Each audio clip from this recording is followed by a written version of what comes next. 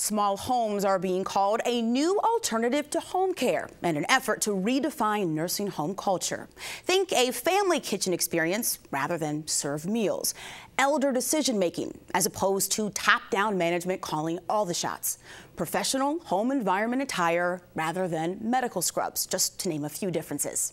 A small homes project is currently underway at St. John's here in Rochester. We recently stopped by to meet one of the elders and learn a little more about this new concept. Take a look. All my family is gone. The ones that I grew up with, let's put it that way. Yeah, I'm the only one. I mean, I have my children, and my sons and my daughters and everything, but I don't have my parents, I don't have my sisters, brothers. They're all gone. So this is my family now. There you go, babe. Being in a small home, you're helping each other because everybody in that small home is there for a reason. All right, where are we going? The Shabazz, they do everything. They clean, they could do anything. But it would be nice if we had more of them. We do need more. We have 26 residents right now, but we are going to have more naturally, and we need more aides, more people to help out. But it's hard to get. This job is not easy. They're very helpful. They know their job and they do it. They've all had to go for training to be a Shabazz. And it's a job that they love. Does that feel better? Thank you. Yes, of Thank course. you very much. You can't beat the food, especially when you don't have to cook it. Let's put it that way. It's there. Yeah, and we don't have that much trouble with food. And we have the option of going downstairs to the restaurant. We could get anything we want downstairs on the first floor. They're very nice to us. They treat us like royalty. Natalie, do I have mail? You do. Residents feel good when they know that there's people here that love them, that will do anything for them. All right, you have a good day. Okay, bye, bye. Love you too.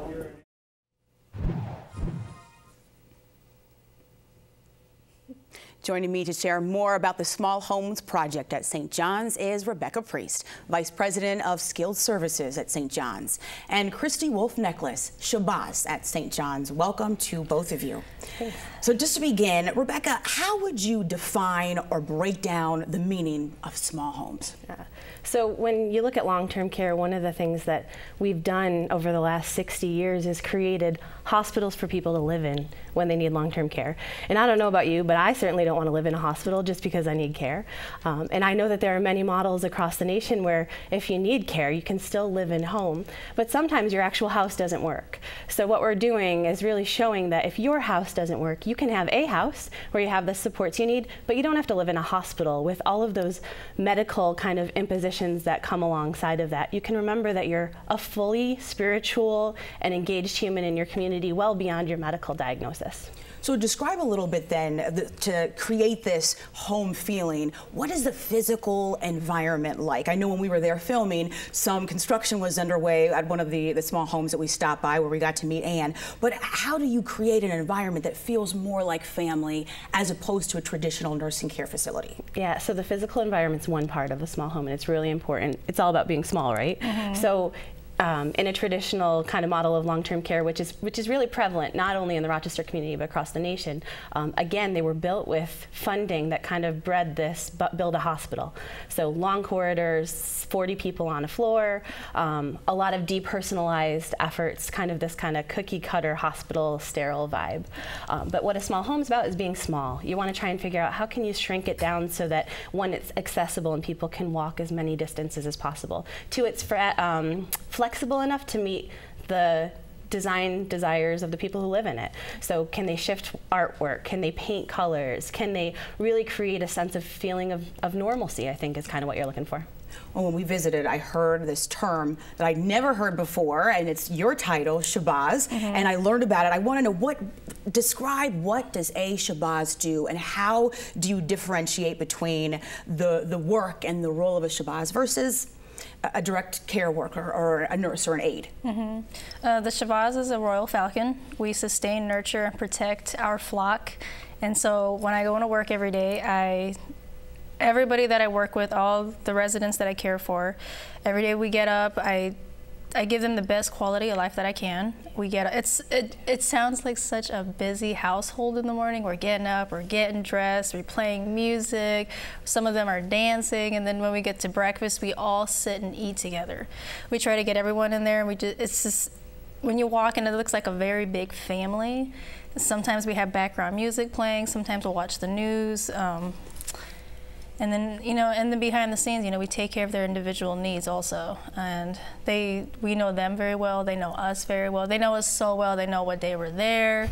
If someone new's on the floor, they know it. Like, oh, you're not supposed to be here. So-and-so's supposed to be here. Like, it's that absence. If you're absent, they notice it. Yeah. It's family. We see each other every day.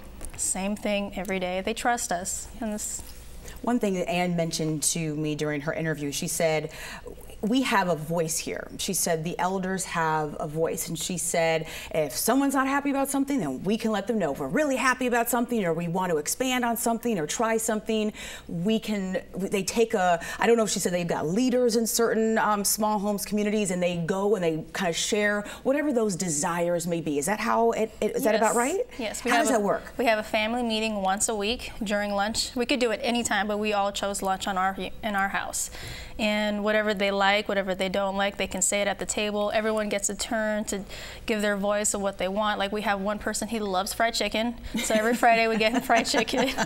And everybody loves French toast, so every Sunday we make French toast, and we do it big. It's just, they can pick their activities, what movies they want to watch. They don't, they like the Bruce Willis movies. I was really shocked. The Die Hard film? Yeah. Really? Yeah. Okay, so that's a favorite. It's just like, it's interesting little things like that, but they can say what comes and goes. And if they don't like that activity that's going on for the day, we have other activities going on throughout the day. So every day there's something for them to do. Yeah.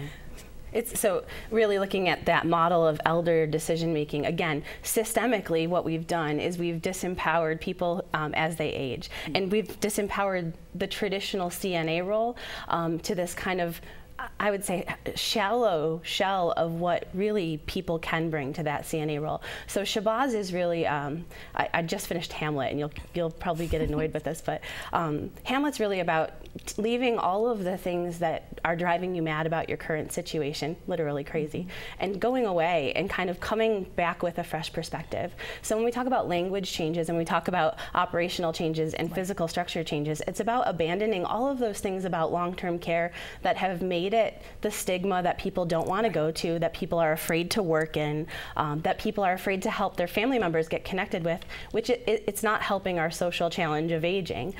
So it's really about turning those, going away and kind of coming back with a fresh perspective. The Shabazim, house meetings, instead of one resident council with a few select kind of bureaucratic house leaders, really saying, the elders who come into our home are full people. They can make decisions regardless of their abilities. How do we get them the format in order to be heard? And how do we get the staff the power, information, resources they need in order to respond to what they're hearing? One thing I heard from Ann and from a few of the other elders that we spoke to, they said the Shabazim, plural form of Shabazz, they work so hard and we need more of them. What are some of the challenges in getting on board the Shabazz, like Christy, that are trained and able to take on that job? Christy and I we trained as CNAs together when I was getting my administrator's license, so we were so grateful to be here. But when we went through that CNA orientation, we both kind of looked at each other and go, we have a lot of work to do. The medical model is designed to take care of sick people. Long-term care is designed to help people live. So we really had to turn all of those trainings on their head. And what we've done is really looked at how do we bring about kind of foundational principles of how you can bring your whole self to work. So we want Shabazim to know that you can bring your whole self, all of your kind of talents, skills, and that you have a structure, a format, and the power in our organization to come on board. Well, our time is up, but a very special thank you to my guests, Rebecca Priest and Christy Wolf-Necklace. And to learn more about the Small Homes Project at St. John's, be sure to check out their website, stjohnsliving.org.